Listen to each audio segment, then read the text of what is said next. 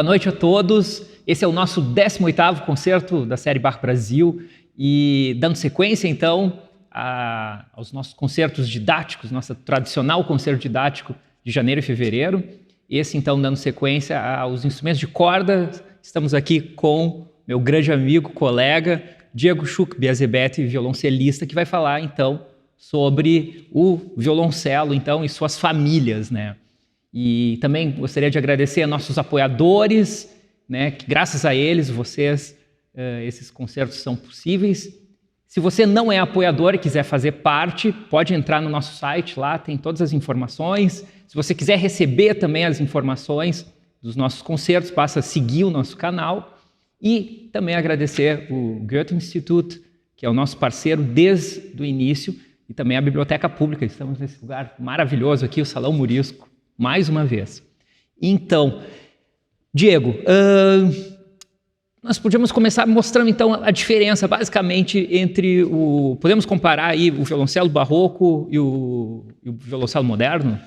Claro, enfim, obrigado pelo convite de estar aqui mostrando esse instrumento tão importante assim, né, para a história da música, assim, para mim e para a história da música, né? Então, ele ajudou muito, né, no desenvolvimento ou na progressão, no andamento, né, da família, assim.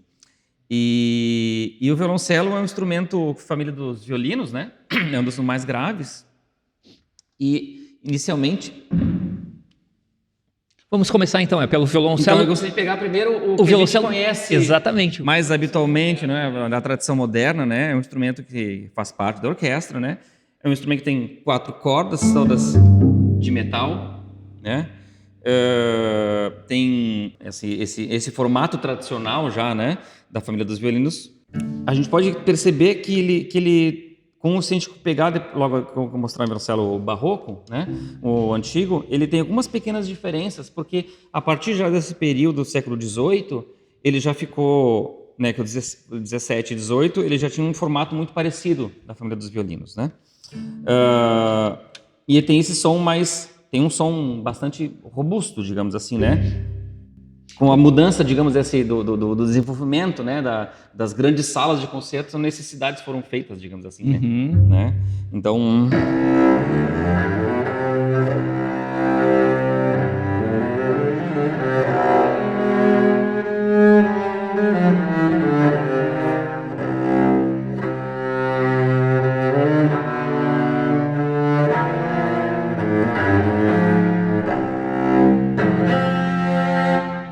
partindo do que a gente conhece, que é esse instrumento violoncelo moderno, né? Mas é violoncelo, mas para nós da música antiga a gente acaba chamando de violoncelo moderno.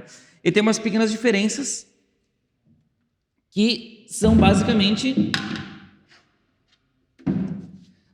umas muito importantes, que são as cordas, que são de tripa. Como a gente viu também no concerto anterior, né? O violino moderno, o violino barroco também utiliza as cordas de tripa. E o Diego também é fabricante de cordas de tripa. Acho que ele é a pessoa mais certa, então, para falar sobre isso, né? Junto com meu pai, a gente vem desenvolvendo já há bastante tempo, assim, da gente começar a fazer cordas para o nosso uso. Porque é tudo tão caro, né? A Europa não é aqui na esquina, né? Então, é sempre importado, né? Então, é verdade. Possível da gente fazer também esse tipo de material, né? Com certeza, com certeza. Temos luthiers no Brasil, né? Que fazem grandes instrumentos também, mas fabricantes de cordas não temos, né? Então, é um instrumento que na época, como todos os outros instrumentos de corda, tinha cordas de tripa, que são cordas de tripa de carneiro, de ovelha. E tem um som tem um som particular, assim, um som um pouco mais doce, mas com uma riqueza de harmônicos muito grande.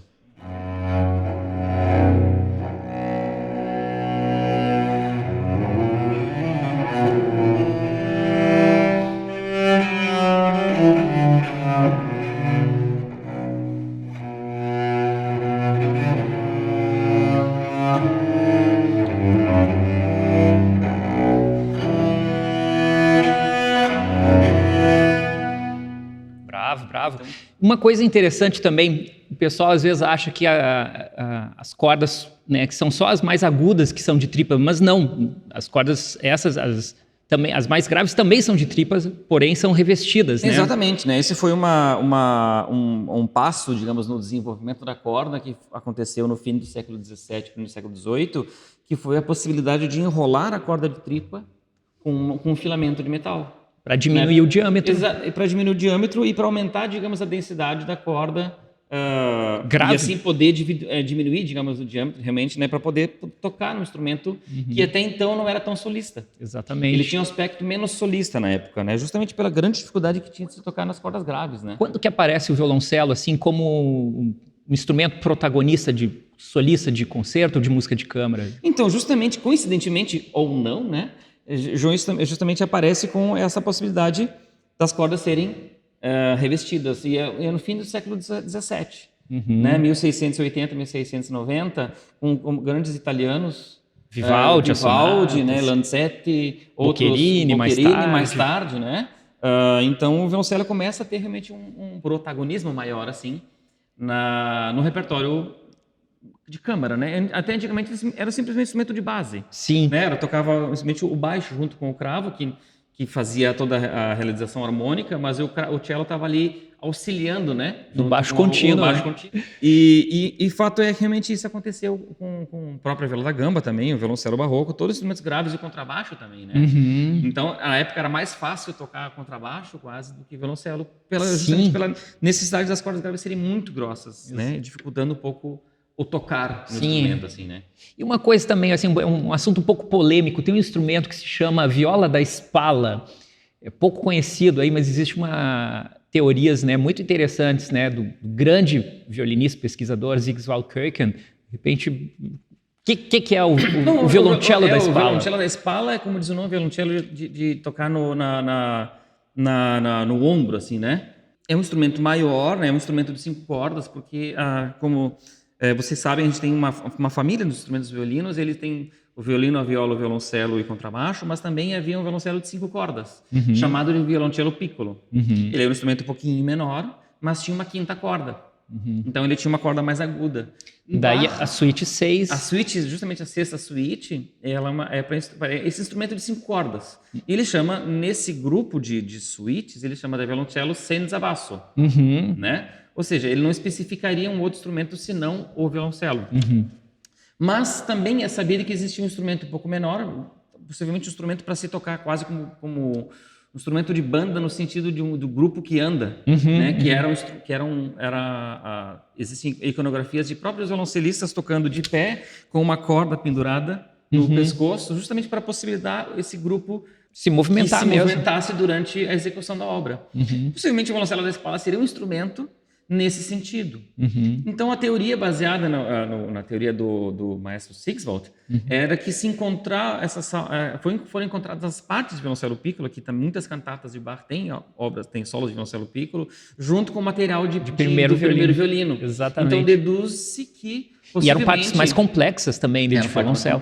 Provavelmente o violino solista era o que tinha mais habilidade para poder tocar, né? Muito possivelmente. Então, claro, hoje existe uma pequena disputa, né, entre violoncelistas e violinistas na questão de qual instrumento que era, afinal, se era o violoncelo da Spalla ou o violoncelo piccolo, né? É claro que nós violoncelistas, porque sempre vamos negar isso solenemente, né?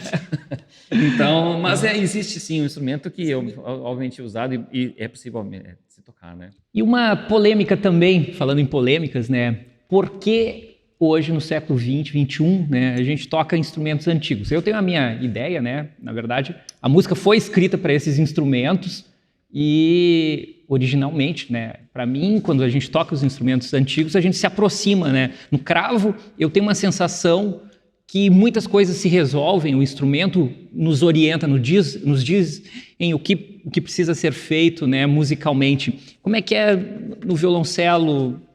Também acontece isso? Eu acho que uma pergunta, às vezes, a se fazer sobre música antiga é por que a gente faz isso, né? Por que se começou, né, digamos assim. E acho que isso começou de uma forma de questionamento, né? Chegou um ponto que as pessoas, será que realmente é assim? Né? Será que essa é a única maneira de se fazer música? Será que essa é a única maneira de se tocar um instrumento? Será que é o único instrumento que foi realmente feito para isso? Quer dizer, são muitas indagações que foram feitas num período e nós somos resultado disso, né? Não, hoje nós já sabemos como é que eram as cordas, como é que era um instrumento, como é que era o arco, como é que muitas coisas estão. A gente já está num ponto que há 30 anos atrás a gente não sabia, né? E há 30 anos não tinha isso, ou 40, ou 50, né? Então isso tudo começou há mais tempo, né? E às vezes não é só um instrumento, né? Então a maneira de se tocar, a gente começou a descobrir que existia uma outra maneira. Porque se a gente também ouvir, né, os telespectadores procurarem gravações mais antigas, gravações lá dos anos 70, né, ainda o jeito de tocar era um jeito ainda muito semelhante ainda ao jeito moderno, até porque, né? Veja bem, as cordas, que é uma coisa que a gente pode levar em consideração, foram usadas até início do século XX, cordas de tripa. Exatamente, até a Segunda Guerra, né? Paganini usava corda de tripa. Uhum. Inclusive tem alguns vídeos que a gente assiste no YouTube, assim, de gravações de início dos anos 30, fim dos anos 30, que aparece assim a orquestra tocando os violinos lá com um nozinho de tripa amarrado na corda Mi, né? Então, ainda, corda Mi. Então, esse período... Por que veio, então, essa corda moderna, essa corda de metal? Claro que a gente um pouco sincroniza com a Revolução Industrial, né? A possibilidade das grandes empresas, das grandes indústrias existirem. Então, isso possibilitou desenvolver, digamos, dar um passo a mais no desenvolvimento da corda com outros materiais, com metal, né, com aço, com outros materiais, inclusive sintéticos, né, perlon, né? Por quê? Bom, possivelmente a necessidade das grandes salas. A corda de tripa arrebenta com facilidade. Ela dura menos tempo que uma corda de metal, né? Então, corda de tripa é muito mais complexa. Né? Ela tem mais harmônicos. Porque ela é só tripa. Exato. Ela é muito simples, mas por outro lado ela tem uma complexidade no som. Porque é orgânico, né? Exato. Então, digamos que perdeu-se um pouco de algumas características da corda de tripa. A gente só foi descobrir isso justamente com essa indagação. Será que era realmente só assim? Será que só existia esse né? Então, músicos como Nicholas Harnoncourt, né? Conhecidíssimo, grande violoncelista que se tornou depois um grande maestro, né? E faleceu há pouco tempo. Ele foi, digamos, um dos papas da música antiga para o violoncelo. Anner Belsma, também, né, outro violoncelista muito importante para que teve uma carreira muito grande no seu instrumento moderno antes, né? Até chegar. Né? Todos eles tocaram o violoncelo moderno para depois chegar num ponto assim, mas realmente é isso? Será que é realmente assim, né? Então, essas indicações começam a levar à busca de voltar às origens, digamos assim, né? E acho que nós também passamos por isso nós mesmos, né? Porque a gente começa a aprender instrumentos modernos, né? Principalmente tu tinha tocado piano, né? Sim. Muito tempo depois começa, mas tem o cravo também, tem instrumento. Será que isso realmente era para piano? Bach escreveu realmente para piano isso? Será que não existe uma outra? Entende? Então nós vamos também passando por esse processo, né? Então, e no violoncelo foi também muito parecido com isso, né? O instrumento ele te fornece outras características, né? Outros toques, né? Outros timbres, ele te leva para um caminho diferente. Exatamente. Né? Então, e uma coisa de caminho também, aí, uma coisa visual aqui, o Diego está segurando o violoncelo. Até já vi muita gente que falou, é uma viola da gamba, né? Porque segura. Não, é um violoncelo barroco, né? A gente podia falar um pouco, porque originalmente era assim que se tocava o violoncelo, né? No século XIX que surge então o espigão. Exatamente, né? Tem um violoncelo, tem algumas características, né, da transição violoncelo moderno, violoncelo barroco, né? Não são só as cordas que são diferentes, outras espessuras, outra tensão, outro peso, né, outro toque. O arco também é diferente, né? E um aspecto muito, muito importante que também foi, digamos, começou-se a buscar isso no século XVIII, século XIX, né? Que é o uso de um artefato de apoio ao instrumento ao chão. Assim como a gente viu no violino, a queixeira, espaldeira, exatamente. Né? Espalheira, né? Espalheira, né? Espaldeira, também conhecida para nós aqui. A gente chama de espigão, que é um pedaço de metal que fica no violoncelo. Pode mostrar até, o violoncelo não tem, esse aqui eu não uso, ele até tem, porque é um instrumento antigo, mas que para mim funciona muito bem como violoncelo barroco. Ele tem ótimas características para isso, né? Então ele é um instrumento que já foi moderno, ele é um instrumento antigo transformado para moderno, mas que eu utilizo. De que época é mais ou menos esse teu instrumento aí? Esse aqui é um instrumento do fim do século XIX. Fim do século XIX, legal.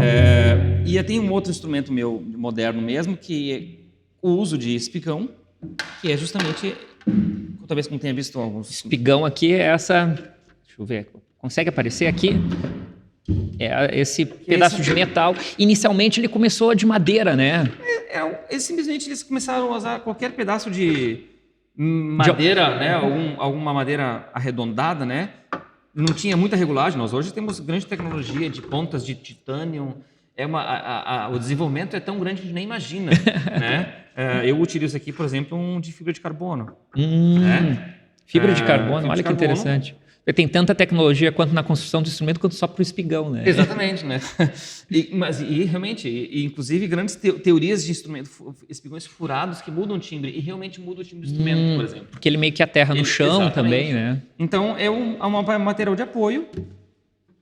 Isso ajuda no sentido, é mais fácil de tocar, né? Ele muda a característica do instrumento. Ele acaba tornando o instrumento mais distinto do que ele era anterior, porque muda a técnica, né? Hoje nós temos, se você pensar um instrumento moderno com espigão, ele é muito mais deitado, o arco fica muito mais vertical, muda a questão de técnica de braço direito e de mão esquerda também, porque um braço está muito mais muito mais na horizontal, e isso muda tecnicamente muita coisa. Sim, né? Se dedilha de uma forma mais muda um pouco a horizontal. Posição da mão, isso muda tecnicamente, né? Então possibilita algumas outras coisas de se tocar aqui em cima dessa região que a gente chama de com o capotastro, ou seja, com o polegar assim, né? Nesse sentido, o uso do polegar, né?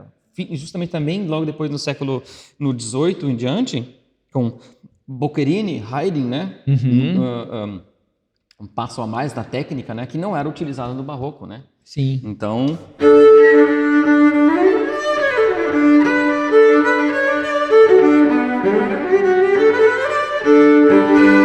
ou seja, de se tocar numa região aguda do instrumento com um pouco maior de facilidade, né? Mas que aqui no barroco não era utilizado. Era não tinha chegado, digamos, a este ponto, né? Sim. E uma coisa, já que você está com um instrumento moderno, a gente pode falar da polêmica e a polêmica história do vibrato, né? Muitos dizem que não se faz vibrato em música barroca, enfim, bom, o vibrato existe, é claro, né? Mas a gente sabe que na corda de tripa tu não precisa tanto vibrato, né? Quanto na corda de aço, né? Acho que como a corda de aço é mais simples, né? A gente falou que a corda de tripa é muito mais complexa, né? Ela naturalmente tem um som mais bonito, sem fazer nada, né? Na corda de aço é necessário um pouco essa coisa do vibrato. O vibrato é o fato da nota vibrar, ter essa ondulação para cima e para baixo da frequência, né? Da frequência, né? Do som, sim, rápida ou lenta, né? De acordo mais com a característica da música, né? Pode ser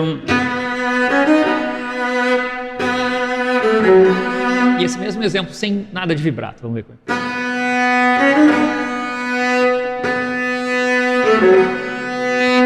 Quer dizer, a corda não ajuda muito, né? Ela tem essa característica um pouco mais seca, um pouco metálica, né? Ela é o que é, né? Ela é um metal, né? Então a gente tem que adocicar ela para poder ser um pouco mais, como por exemplo, outro exemplo.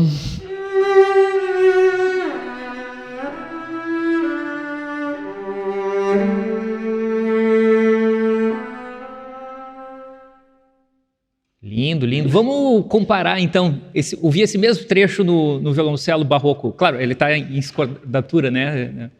Não sei se vai ser possível exatamente o mesmo trecho, mas alguma coisa a gente pode tentar mostrar.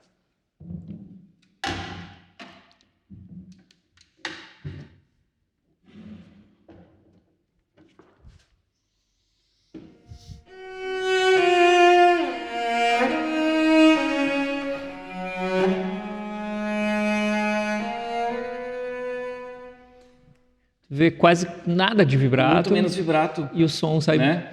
Provavelmente o Sansan, na época do Sansan, era... O Sansan tinha um instrumento com corda de tripa. Isso, né? Provavelmente não. É certo, com certeza. Né? Eram as cordas que se usavam.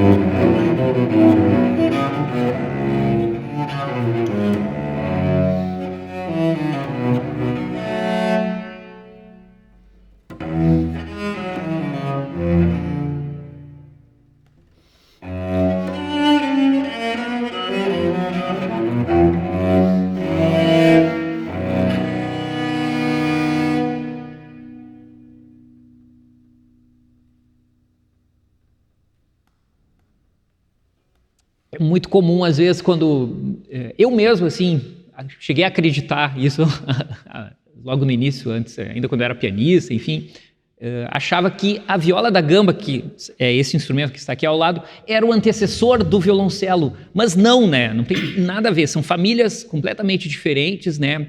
Assim como o violoncelo, né, vem a gente falou, né, no capítulo do violino, né, que tudo nasce da viola, né, daí violino é uma viola, é um diminutivo, né, um violino pequeno, violoncelo é um aumentativo, né, é uma viola grande. A viola da gamba, que é esse instrumento aqui, é um instrumento que não tem nada a ver, né, com a família dos violinos, né? Por que eles consideram, por que tanta gente fala isso, que a viola da gamba é o antecessor do violoncelo? Não tem nada a ver, né, isso.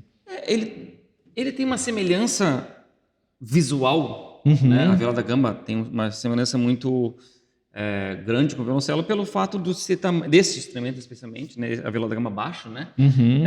Ter um tamanho semelhante, tem ter cordas, mais cordas do que o Essa tem violoncelo. 7 cordas. Essa tem 7 cordas. E a afinação dela, pode falar qual que é a afinação? Ela é diferente do violoncelo? A afinação é diferente, né?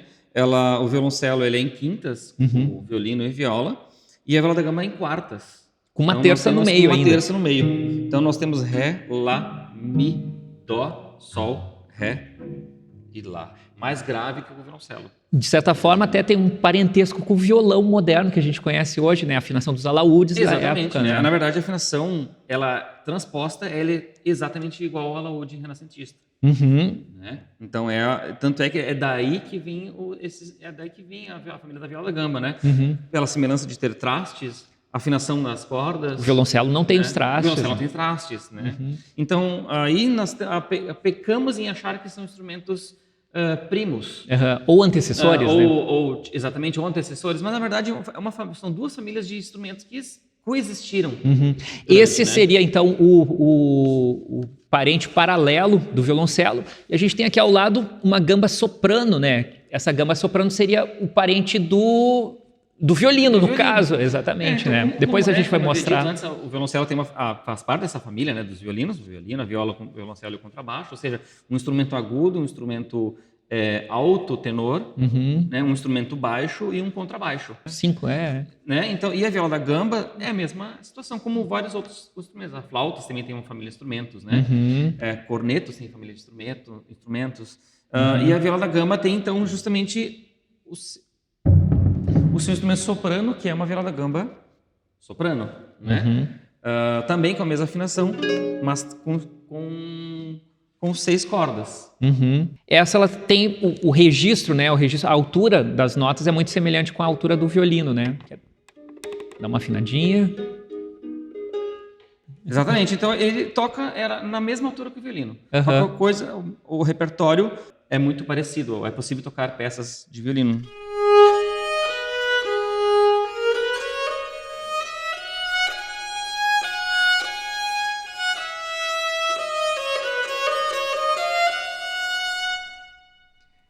O Bach não chegou a escrever para viola da gamba soprano, assim como escreveu para viola da gamba baixo, né? Exatamente. O Bach já estava num outro período da história que ele praticamente estava virando a página. Ele encerra esse período da música barroca, né? Musicalmente falando, né? Ele até, inclusive, mantinha certas tradições musicais onde outros compositores já estavam inovando, como seus próprios filhos. Exato. Carl Philipp, né? Wilhelm Friedman, né? Johann Christian. Então, os filhos dele já achavam o pai dele um pouco antiquado, assim, ainda escrever fuga. Como assim? Quem é que escreve fuga ainda, né? A música deixa de ser polifônica, ela começa a ser uma música de melodia e acompanhamento, né? Exatamente, né? Então, isso no classicismo acontece, né? Com Mozart, com Haydn, né? A música muda um pouco o seu formato de composição. A música se simplifica, né? Então, as gambas também estavam, digamos, num momento de declínio, pois justamente o seu auge tinha sido o fim do século XVII, início do século XVIII, né? Na corte francesa. A música francesa foi muito importante. Então, tem muito repertório de música francesa, né? Com o próprio Marin Marek, que possivelmente o maior compositor gambista, o maior gambista, escreveu 5 livros com peças de viola da gamba solo, todos para viola da gamba baixo. Né? Mas a viola da gamba soprano, ela era muito importante porque ela fazia parte dessa família que executava então um consort. Qualquer grupo, na verdade, era chamado de consort, né? E então esse consort de viola da gamba trazia a música vocal do século XVI, a Renascença, né? Para um instrumento, né? Mas a viola da gamba baixo foi um instrumento que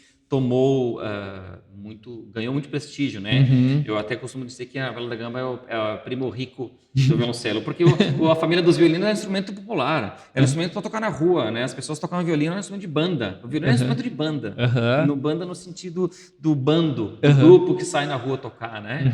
Da música folclórica. Da música folclórica, né? Então você vê muito música folclórica tocada com o violino na época, né? E a viola da gamba é um instrumento de corte, um instrumento nobre. Um instrumento nobre, né? Então tem essa característica um pouco forte, inclusive na música séria, né? Da E, Viola da Gamba. e tu acha que, por exemplo, os solos da Paixão São Mateus, São João, né, também... Muito interessante, porque Bach, com todo...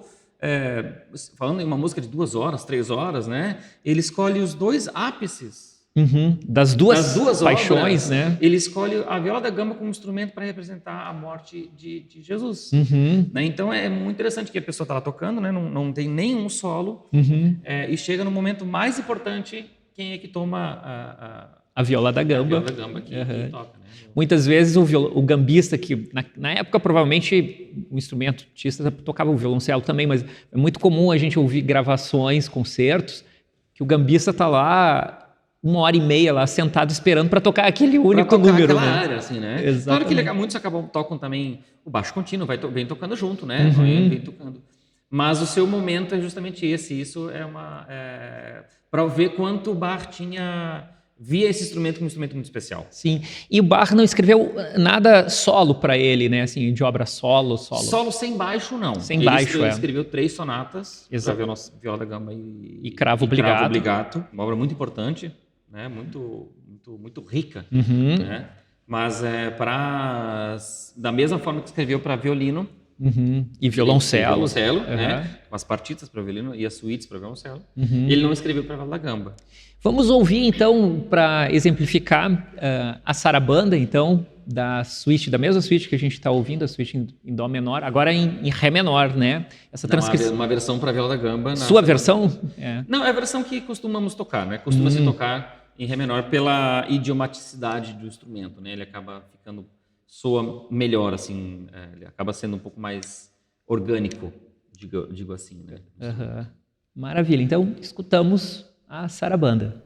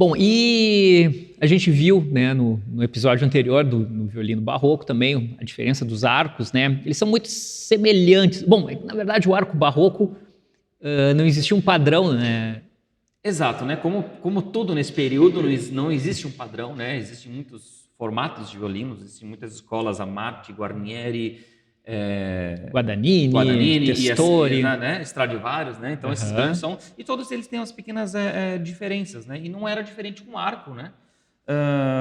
Ao contrário de que hoje em dia nós temos praticamente um padrão, assim, varia muito, muito pouco um arco moderno, né? Uhum. Mas eu tenho aqui, obviamente, 2 exemplares, né? Que eu utilizo, tenho ainda outros, mas se a gente pensar o arco moderno, vamos começar pelo arco barroco, né? Ele tem esse formato mais reto, menos arqueado, digamos assim. De né? arco o arco mesmo. praticamente quase que ao contrário, né? Mostra o da Gamba é bem arqueado, né? Exatamente, isso é interessante. O da Gamba, ainda mais antigo que esse violoncelo que estou usando, o da Gamba é um clássico arco barroco, né? Com características barrocas, né? Que é justamente ter esse arco, por isso que ela também, inclusive, é chamada de arco, né?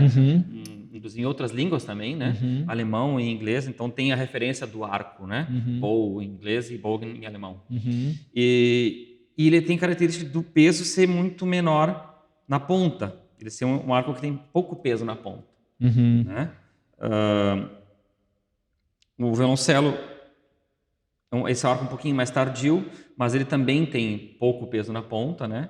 Ou seja, a característica dele de se tocar é nessa região. Nós tocamos muito nessa região do arco, né? A gente falou também do violino que o arco, naturalmente, o arco histórico, esse arco antigo, ele tem uma dinâmica natural, enquanto o arco moderno, praticamente, ele tem igualdade, né? O arco barroco, ele é mais forte, digamos, próximo do talão, e quanto mais para a ponta, ele vai diminuindo, vai ficando mais piano. Mais para a ponta vai, menor é a dinâmica, ou seja, mais piano, né? Mais fraco é o som. Que tem tudo a ver com a estética barroca, né? Da questão do forte e fraco, do rápido e lento, né? Os contrastes, né? Isso, né? Então, é justamente esse aspecto do para baixo, né? Ele ser o ataque forte e para cima, porque o para cima a gente começa na ponta. Então, para cima ele tem menos força do que para baixo, que é nessa direção. E já o arco moderno, ele vem, ou ele anda, caminha no sentido de dar mais peso para a ponta para ajudar a mitigar essa coisa, deixar o som igual para baixo ou para cima, né? Então, ele perde características barrocas, ele perde na naturalidade do som, a dualidade, né? Porque isso é interessante do barroco, né? O chiaro escuro, forte fraco, forte piano, lento rápido, forte. E assim, o arco também expressava essa mesma característica aí. Com o arco moderno isso perde também, né? Das melodias mais longas, das frases grandes. Não tão grandes, Brahms, né? Por exemplo, que as linhas melódicas muito longas. A música bem menos declamada, né? Mais melodias, né? Do que declamação. Que na música barroca existe muita ideia da palavra, né? Exato. Nós articulamos palavras, né? Não articulamos frases. Também, claro que estruturamos isso em uma frase, mas não pensamos isso num arco inteiro, nós pensamos mais em cada tijolinho, sabe? Temos cada palavra é um tijolo, cada articulação, a gente consegue fazer isso com o arco, a gente fala muito com o arco. Né? E um exemplo, uma coisa, a suite, né? São danças e a dança, né, faz toda a diferença, a coisa da articulação, do gesto, né? E essa, como agora a nossa última peça é a giga da suíte, né? O arco ele é muito importante, né? No caráter da giga. Nas danças, em especial a giga, né? Que é uma dança rápida com elementos rápidos, não necessariamente rápida, mas ela tem um gigado e ela pode ser quase como uma galharda lenta, assim, né? E o arco ele ajuda a pronunciar cada uma dessas palavras justamente por essas características, ser um pouco mais leve. Ou seja, enquanto que o arco moderno tem o peso que na ponta que meio que atrapalha um pouco, ele deixa muito pesado o arco, ele deixa menos ágil. Muito igual, deixa menos ágil, né? Um arco barroco ele deixa tudo muito ágil, muito fácil, né? Então, ainda mais a giga que é uma dança rápida, né? Então, é uma dança com bastante agilidade corporal e musical também, né? Então o arco ele só ajuda e de repente ela toma vida. Ela de repente, tá aí. Acontece e não precisa de muito esforço. Essa que é a coisa, né? Usando o equipamento certo, entre aspas, né? Não querendo falar nem mal de ninguém nem nada, né? Mas utilizando isso de repente funciona. O instrumento responde. O instrumento é mais corpóreo, é mais mais uma parte do nosso corpo, né? O arco também, né? Então o arco é a extensão do braço, né? É como se fosse mais um pedaço, mais uma parte do nosso braço. Exatamente. Então ele é realmente muito importante, né? Correr a corrida com o tênis certo faz muita diferença. Exatamente. Né? Vamos muito mais longe. Bom, vamos escutar então o último movimento então, da suíte em dó menor, a giga.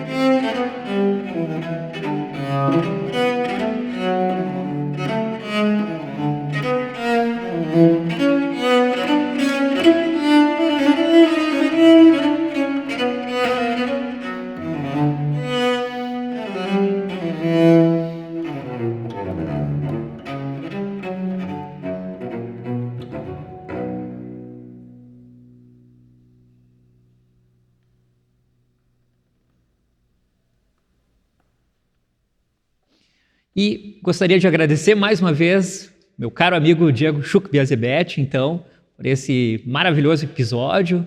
Agradecer vocês que estão em casa assistindo o nosso concerto e os nossos apoiadores e mecenas, né? Graças a eles que esse projeto tem se mantido já na nossa 18ª edição, mais de um ano, né?